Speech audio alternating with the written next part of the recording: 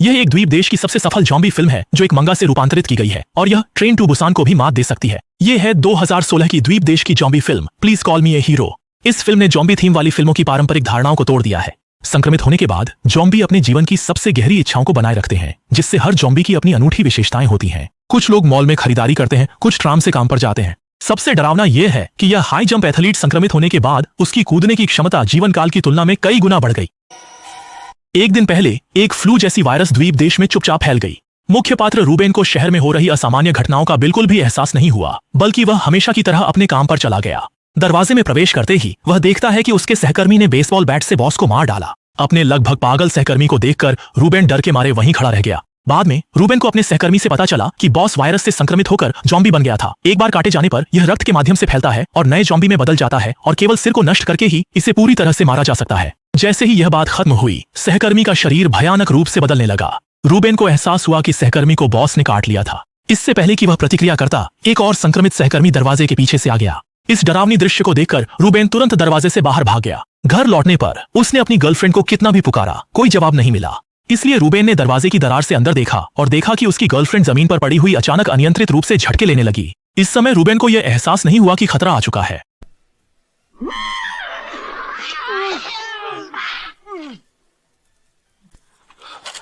अपनी परिवर्तित गर्लफ्रेंड को देखकर रूबेन ने तुरंत वहां से भागने का फैसला किया, लेकिन उसने यह नहीं सोचा था कि वायरस के तेजी से फैलने के साथ अधिक से अधिक लोग खून के प्यासे और हिंसक जॉम्बी में बदल गए और निर्दोष लोगों को सड़कों पर काटने लगे। पहले से व्यवस्थित शहर अचानक जॉम्बी के शिकार का मैदान बन गया। सौभाग्य से भागते समय रूबेन को एक ड्राइवर मिला जो अभी अभी जागा था, लेकिन तभी पास के एक जॉम्बी ने भी उन्हें देख लिया। जीवन काल में कंपनी का बॉस होने के कारण जॉम्बी बनने के बाद भी वह कर्मचारियों को काम सौंप रहा था। अंततः ड्राइवर की मदद से रूबेन और 2 अन्य यात्री सफलतापूर्वक अराजकता में फंसे शहर से भाग गए। लेकिन अगले ही पल कार में बैठे आदमी ने अचानक रूप बदलना शुरू कर दिया।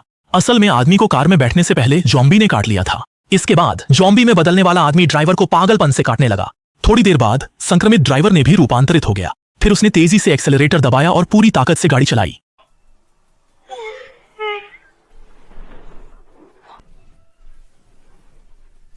यह एक जापानी मैंगा अनुकूलन है जिसमें जॉम्बी थीम पर सबसे अधिक वास्तविकता है। फिल्म की रिलीज के बाद से कोई भी जापानी जॉम्बी फिल्म इसे पार नहीं कर पाई है। उत्तेजना पसंद प्रशंसकों को यह नहीं छोड़ना चाहिए। ZQN नामक एक जॉम्बी वायरस अचानक जापान में तेजी से फैल गया। संक्रमित लोग सभी खून के प्यासे और हिंसक जॉम्बी में बदल गए और पूरा शहर जॉम्बी के शिकार का मैदान बन गया। बचे हुए रूबेन और एलिस ने अपने मोबाइल फोन से जाना कि ऊंचाई वाले स्थानों पर जॉम्बी वायरस का खतरा कम होता है। जीवित रहने के लिए दोनों ने तुरंत फुजी पर्वत जाने का फैसला किया। रात में दोनों एक टूटे हुए घर के बाहर रात भर रहे। अगले दिन जागने पर रूबेन ने एलिस की गर्दन पर काटने का निशान देखा और डर कर तुरंत बंदूक निकालकर पूछताछ की। एलिस ने भी अब और छिपाना नहीं चाहा और सच्चाई बता दी। दरअसल वह 2 दिन पहले पड़ोसी के जॉम्बी शिशु द्वारा काटी गई थी। लेकिन अजीब बात यह थी कि एलिस के संक्रमित होने पर भी उसमें कोई परिवर्तन के लक्षण नहीं थे। रूबेन ने उसे मारने का मन नहीं बनाया और स्वेच्छा से उसकी रक्षा करते हुए फुजी पर्वत तक साथ जाने का प्रस्ताव रखा। लेकिन रास्ते में एलिस का शरीर अचानक बदलने लगा। रूबेन को उसके पूरी तरह जॉम्बी बनने से पहले वहां से भागना पड़ा, लेकिन ज्यादा दूर नहीं जा पाया जब उसका सामना एक जॉम्बी से हुआ।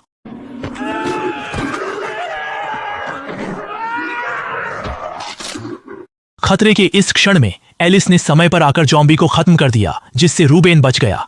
हालांकि एलिस बदल चुकी थी, उसने रूबेन को नुकसान नहीं पहुंचाया। जॉम्बी शिशु के शरीर में कम वायरस होने के कारण वह पूरी तरह से अपनी बुद्धि नहीं खोई थी, बल्कि चमत्कारिक रूप से आधी इंसान और आधी जॉम्बी बन गई थी। रूबेन ने भी उसे छोड़ने का फैसला नहीं किया, इसलिए वह बेहोश एलिस को लेकर आगे बढ़ा। कुछ ही देर में दोनों एक अस्त व्यस्त शॉपिंग मॉल में पहुंच गए।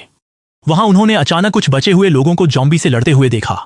जब सभी लोग जॉम्बी के झुंड से घिरने वाले थे, तभी छत पर मौजूद अन्य बचे हुए लोगों ने शोर मचाकर जॉम्बी का ध्यान अपनी ओर खींचा। इस तरह वे सभी सुरक्षित बच निकले। उनकी मदद से दोनों सफलतापूर्वक छत पर बने शरण स्थल तक पहुंच गए। छत पर होने के कारण जॉम्बी उन तक नहीं पहुंच सकते थे, लेकिन किसी ने यह नहीं सोचा था कि यह संक्रमित ऊंची कूद का खिलाड़ी उनके जीवित रहने के रास्ते में सबसे भयानक दुःस्वप्न बनेगा। रूबेन के आने से शरणस्थल के नेता आर्थर के मन में बुरे विचार आए। उसने कहा कि मौजूदा भोजन बहुत कम बचा है। उसने पास के खाद्य गोदाम में भोजन की तलाश के लिए सभी को संगठित करने की योजना बनाई और रास्ते में जॉम्बी का सामना करने पर रूबेन की शिकारी बंदूक का उपयोग करना चाहा। जब उसने मना किया तो आर्थर ने अपने आदमियों से एलिस को बंधक बनवा लिया और रूबेन को बंदूक सौंपने पर मजबूर किया।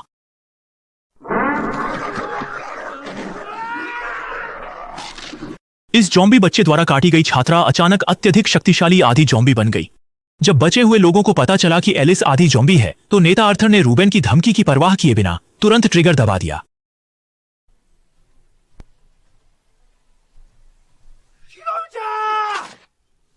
लेकिन आर्थर के लिए अप्रत्याशित था कि जब उसके अधीनस्थ जैक ने शिकारी बंदूक प्राप्त की तो उसने अन्य अधीनस्थों के साथ मिलकर विद्रोह कर दिया और जानबूझकर आर्थर और रूबेन को भोजन की तलाश करने वाली टीम के सामने चलने की व्यवस्था की। सभी लोग सावधानी से अंधेरे शॉपिंग मॉल में प्रवेश करते हैं। सत्ता से वंचित आर्थर ने सभी से बदला लेने का फैसला किया। फिर वह अकेले चुपचाप मॉनिटरिंग रूम में गया और गोदाम की रोशनी चालू कर दी। जब सभी लोग भोजन मिलने की खुशी में डूबे थे तब अचानक लाउडस्पीकर से उत्तेजक संगीत बजने लगा। एक ही पल में बड़ी संख्या में ज़ॉम्बी आकर्षित हो गए। अराजकता में टीम के सदस्य एक एक कर मारे गए। सब कुछ देखने के बावजूद आर्थर ने उन्हें छोड़ने का इरादा नहीं किया और लाउडस्पीकर की आवाज बढ़ा दी, जिससे शॉपिंग मॉल के बाहर के सभी ज़ॉम्बी भी आकर्षित हो गए। संगीत सुनकर ऊंची कूद का एथलीट तुरंत शक्ति से भर गया। एक छलांग में वह सफलतापूर्वक छत के आश्रय स्थल पर पहुंच गया।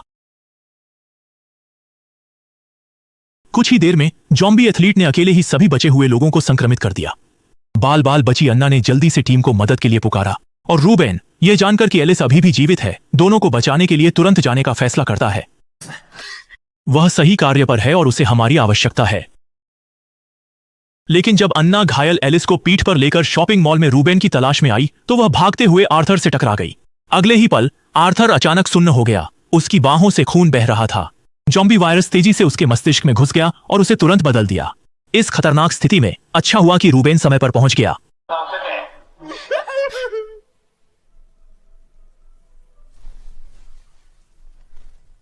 जैक ने गोली की आवाज सुनकर भी जल्दी से वहां पहुंचा। बाद में भागते समय वे एक और बचे हुए व्यक्ति छठे अंकल से मिले।